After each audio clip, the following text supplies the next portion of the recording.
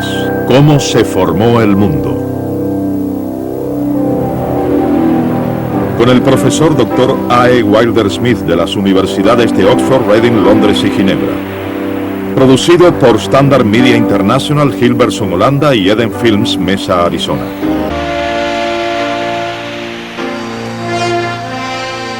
El origen de la humanidad.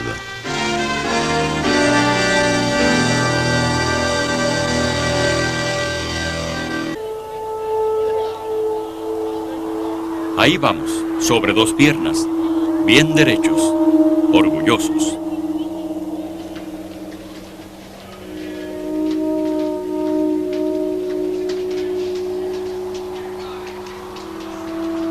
¿Acabamos de salir de la oscuridad del pasado a la brillante luz diurna de la conciencia? ¿Fueron estas nuestras madres quienes nos dieron la vida que tanto apreciamos?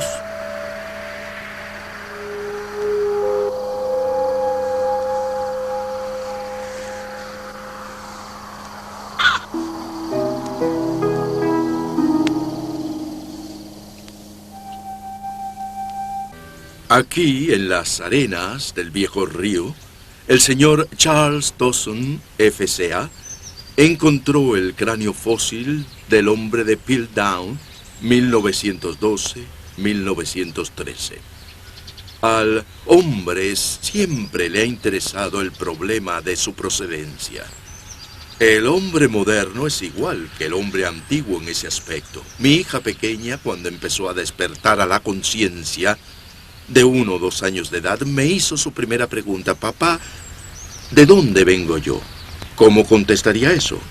Bien, los materialistas y biólogos han dicho que el hombre proviene, por evolución, de animales, y se ha intentado encontrar eslabones perdidos entre los animales y el hombre. Hoy en día se habla menos de eslabones perdidos y más de antepasados comunes. Eso fue necesario, claro está, como prueba y para reforzar la evidencia que la teoría de la evolución requería. Y cuando no se encontraron evidencias, algún científico, tal vez con un toque de humor, inventó la evidencia. Y esto es un ejemplo de cómo se inventó una evidencia de una etapa intermedia entre el hombre y el mono en el cráneo de Piltdown. El cráneo de Piltdown era un cráneo humano con unas mandíbulas de simio adaptadas. Y esto sirvió por 35 años como prueba de la llamada etapa intermedia, hasta que unos trabajadores del Museo Británico descubrieron que se trataba de una mandíbula de simio acoplada a una calavera humana. O sea que fue un engaño deliberado. Y ha habido otros casos parecidos, el hombre de Nebraska, pero no vamos a ocuparnos de las evidencias falsas hoy, sino que veremos evidencias que han sido intermediarios reales entre el hombre y los animales. En todas partes del mundo, el hombre ha buscado alguna evidencia que pruebe definitivamente la evolución del hombre a partir del reino animal. Al principio se pensó que el hombre de Neandertal era un buen candidato para el eslabón perdido, pero hoy todo el mundo está convencido de que el hombre de Neandertal era completamente humano. Uno de los mejores candidatos de hoy en día se halló en África.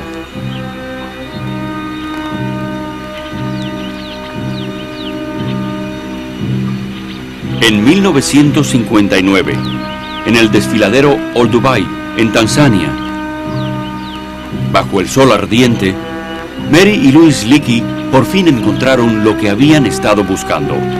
Durante 28 años buscaron fósiles por toda esta área hasta que descubrieron los restos de lo que ellos llamaron Australopithecus.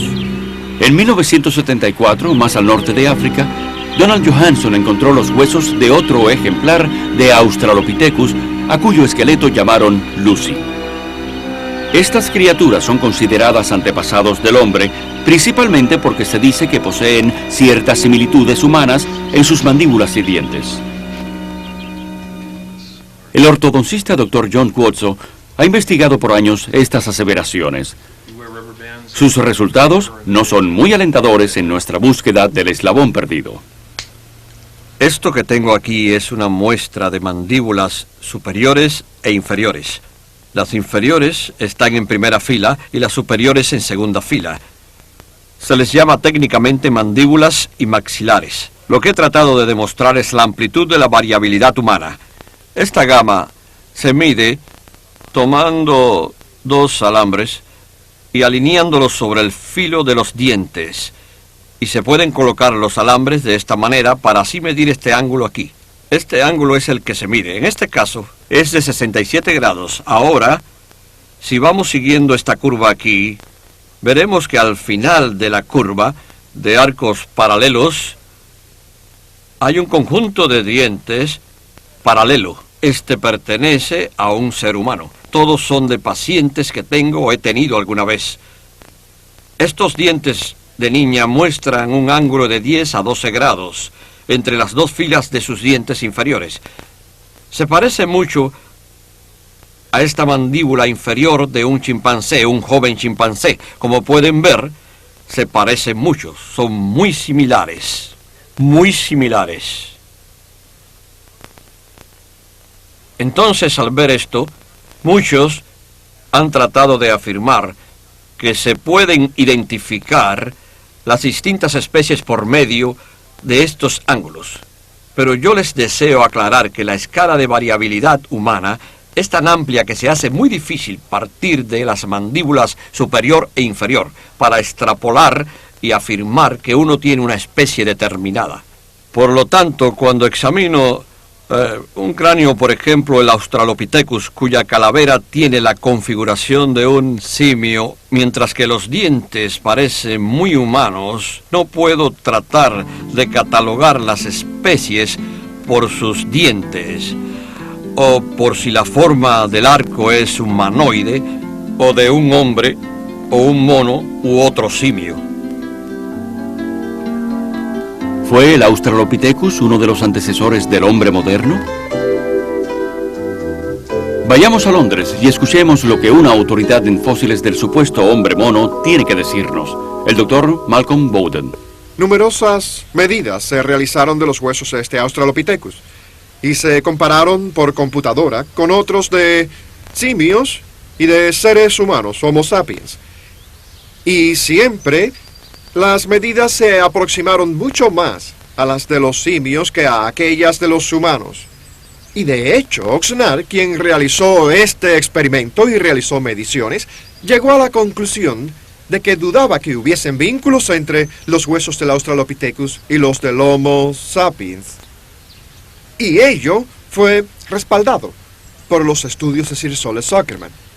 Él también realizó numerosos exámenes y pruebas y medidas de estos huesos del Australopithecus y afirmó que nuestra supuesta relación con el Australopithecus no está basada en los hechos, sino en la especulación.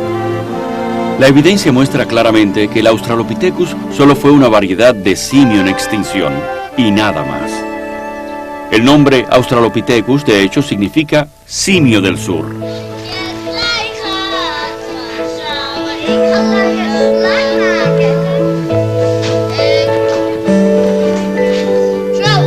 Los niños juegan. El barro es moldeado en formas fantásticas. Con rotuladores y creyones diseñan y dibujan cosas hermosas. Y cuando crezcan, todavía diseñarán y dibujarán diseños y planos de casas hermosas. Crearán y construirán ciudades enormes, en las que vivirán con miles y miles de vecinos.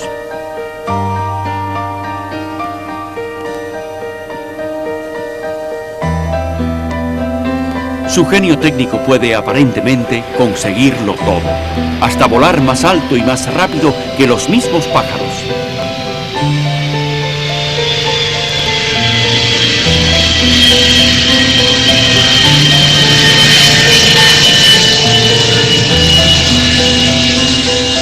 Homo sapiens, el hombre moderno. ¿De dónde procede? Además de los hallazgos del Australopithecus en África, en Tanzania por los Leakey y en Etiopía por Johansson, existen otros restos de lo que una vez se creyó que podía ser el eslabón entre el hombre y el mono, el Homo erectus. Algunos fósiles descubiertos cerca de Pekín entre 1920 y 1940 fueron clasificados como Pithecanthropus pekinés, pero más tarde se les rebautizó como Homo erectus. El descubrimiento consistió en 14 cráneos, o fragmentos de cráneos más bien, de los cuales solo 5 se pudieron reconstruir lo suficiente como para poder determinar su capacidad cerebral. Esta fotografía muestra uno de los cráneos más completos y es el cráneo número 11. Y aquí se puede apreciar el yeso que se utilizó para completar los pedazos rotos. A este cráneo en particular le agregaron aquí algunos huesos faciales encontrados a varios metros de distancia. El cráneo fue totalmente reconstruido y esta mandíbula vino de un lugar de la excavación a más de 25 metros de distancia. Sobre este cráneo básico se modeló la cara de una mujer y le llamaron al cráneo Nelly. Bien, esta foto y esta reconstrucción fueron las que recibieron una gran publicidad. Pero me pregunto cuántas personas se dieron cuenta de que todo estaba basado en un cráneo sumamente roto y reconstruido de esta manera. No solo fueron los cráneos reconstruidos en base a unos pocos fragmentos, sino que los rostros más o menos humanos fueron el resultado de la imaginación de un artista. Cuando los artistas trabajan sobre huesos de simios, usualmente tratan de hacer que la reconstrucción tenga un aire lo más humano posible, para que tenga esa apariencia especial que hace que parezcan encajar perfectamente dentro del esquema de la evolución. Y recíprocamente, cuando trabajan sobre huesos humanos, utilizan la libertad artística para hacer parecer la reconstrucción lo más simiesca posible. No hay manera de saber cuánto pelo tiene una persona examinando sus huesos.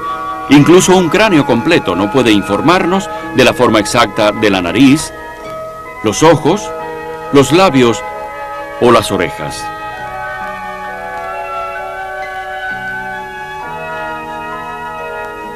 Además de los fragmentos de cráneos simiescos encontrados cerca de Pekín, en China, los investigadores encontraron también restos del hombre moderno y de fuego.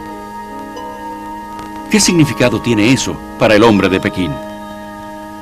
El fuego, el cuarzo y los huesos, todo indica que también humanos habitaron este sitio de Pekín.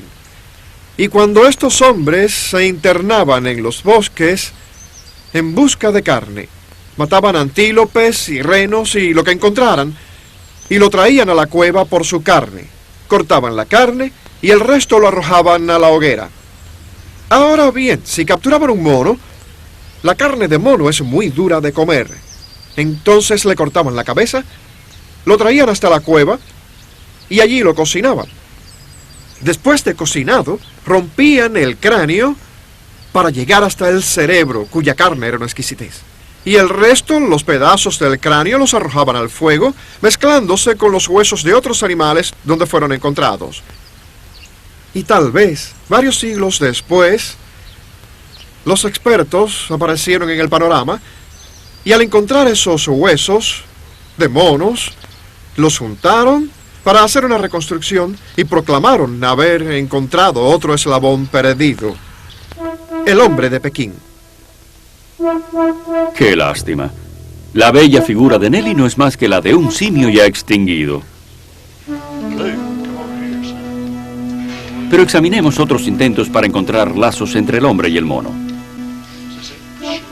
En Oklahoma, algunos científicos han observado por más de 10 años a Washoe, un chimpancé, a través de los medios modernos de la televisión. Y se ha visto que es posible enseñarle bastante a Washoe del lenguaje de los signos. Por medio de sus manos o de su cabeza, ella puede decirle a sus observadores que quiere una fresa o una manzana, que tiene sed y muchas cosas más. Como resultado, algunos han llegado a la conclusión de que esto es un indicio de que los monos tienen la capacidad de hablar, pero que les faltan los músculos necesarios en la garganta. Es bien sabido que los animales pueden aprender ciertas formas de comportamiento. Por ejemplo, este perro pastor. Por medio de los silbidos de su amo, puede guiar el rebaño a donde el pastor quiera.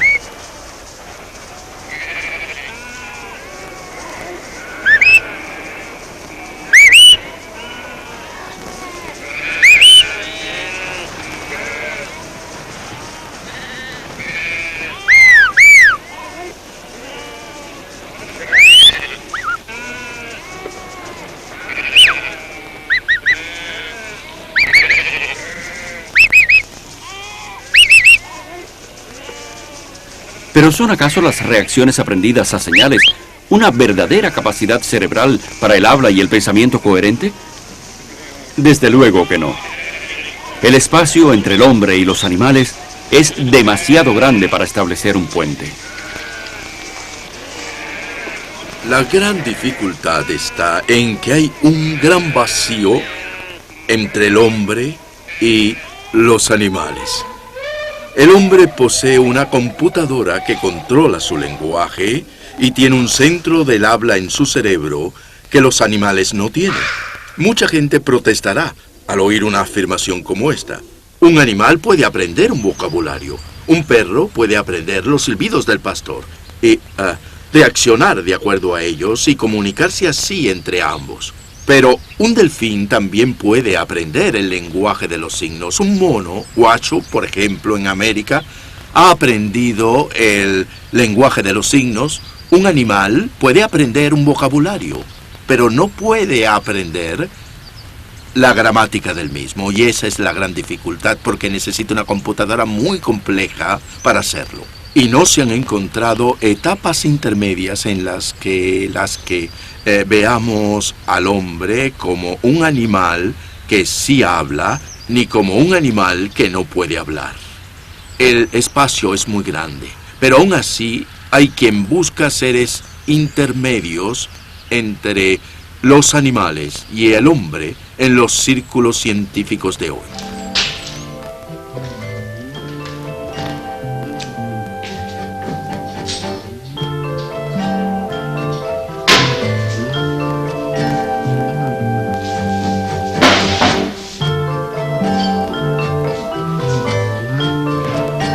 En las profundas bodegas del Museo de Historia Natural de Leiden, en Holanda, hay guardado un tesoro en una caja fuerte. Huesos fósiles encontrados por un holandés, Eugenio Dubois. La historia es la siguiente. Cuando Darwin publicó El origen de las especies en 1859, no existían evidencias fósiles que ligaran al hombre con el mono. Ahora, Eugenio Dubois se fue al lejano oriente en 1880 y le dijo a sus colegas que iba específicamente a buscar el eslabón perdido.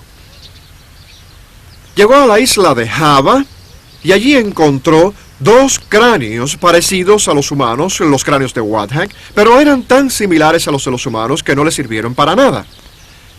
En 1891 encontró otro cráneo y un año más tarde, a 15 metros de distancia, encontró un hueso muy parecido al de una pierna humana. Eventualmente, Dubois decidió que el hueso de la pierna pertenecía a aquel cráneo y que había encontrado un mono que caminaba erguido y le llamó Pithecanthropus erectus. Aquí están el cráneo y también el hueso de la pierna. Ahora bien, ¿qué eran realmente? Fue aceptado en general que este hueso de una pierna era sumamente humano, pero hubo una discusión considerable sobre el cráneo. Cuando regresó y publicó sus resultados diciendo que había encontrado el eslabón perdido, el simio que caminaba erguido, recibió una gran publicidad y hubo gran furor por lo que él había encontrado. Pero durante el tiempo que estuvo dando sus conferencias, nunca mencionó los cráneos que anteriormente había hallado, los cráneos de Wadhak. Él guardó esos cráneos en secreto por 30 años y nunca habló a nadie sobre ellos. No fue hasta 1920 que informó al mundo científico acerca de ese descubrimiento. Y ello, por supuesto, causó consternación, porque si hubiera mostrado esos cráneos que parecían tan humanos, al mismo tiempo que él enseñó los del hombre de Java, nadie hubiese aceptado que aquellos huesos eran de un ser mitad hombre, mitad mono, pues había encontrado al mismo tiempo, en un estrato de la misma era, aquellos huesos tan humanos. Más tarde admitió, unos pocos años antes de su muerte, que lo que había encontrado era el cráneo de un gibón gigante.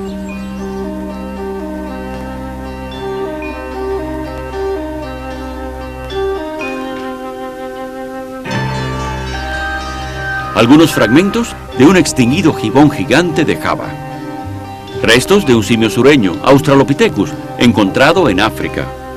Y los hallazgos de Leakey y Johanson, quien llamó a su Australopithecus etíope Lucy, todos en una mesa. Estos y algunos otros descubrimientos similares son el resultado principal de la búsqueda del eslabón perdido del hombre. Todos estos fragmentos fósiles que hemos visto hasta ahora, yo los consideraría de simios, y en ellos incluyo el Australopithecus, el hombre de Pekín y el hombre de Java, clasificados como Homo erectus, y los descubrimientos de Johanson en Etiopía. Todos son simplemente monos.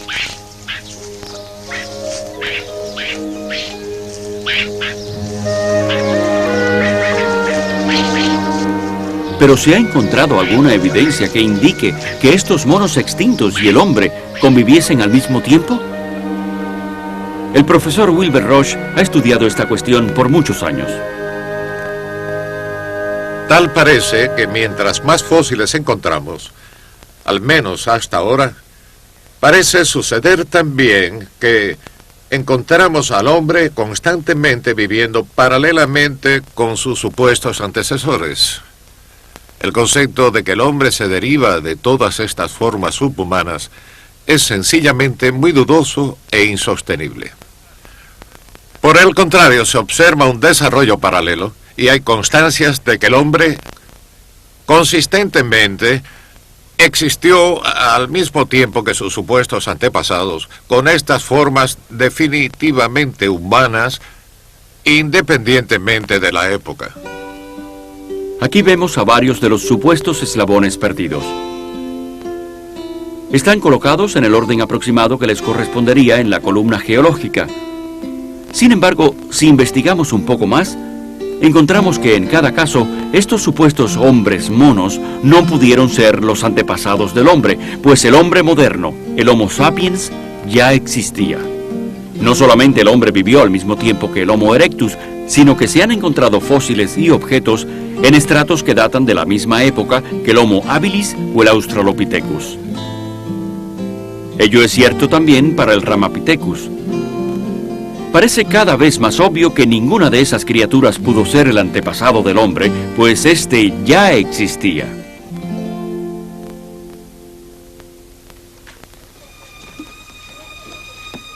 Se les ha dicho con frecuencia a nuestros hijos que hay evidencia abundante de que el hombre provino de antepasados antropoides.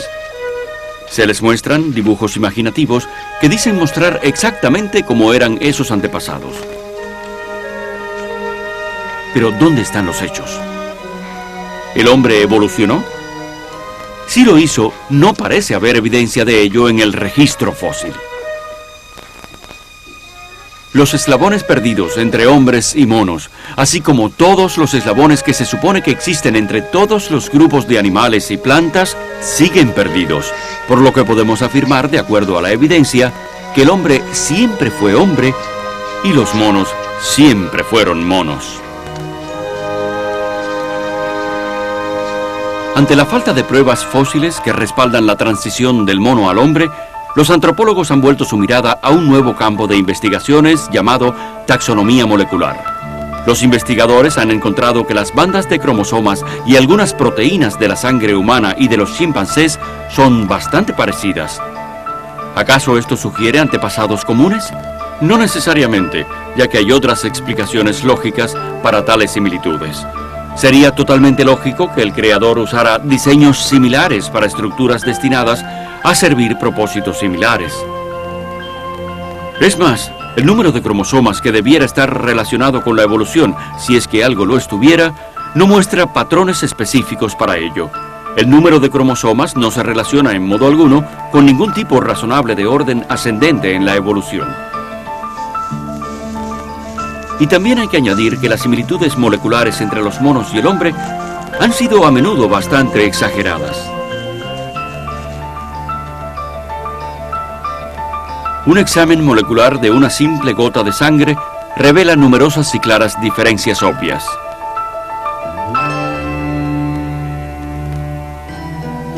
El hombre es, sin lugar a dudas, único en este mundo, y es enormemente distinto a cualquier animal.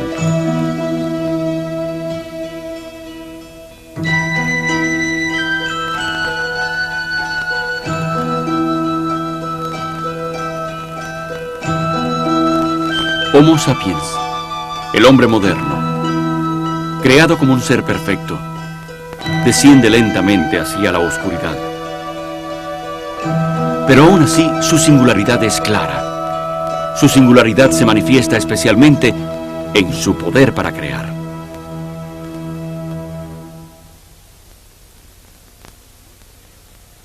Y esa creatividad, aparte de las disonancias que pueda acarrear, es la mejor evidencia de que el hombre fue creado a la imagen de Dios.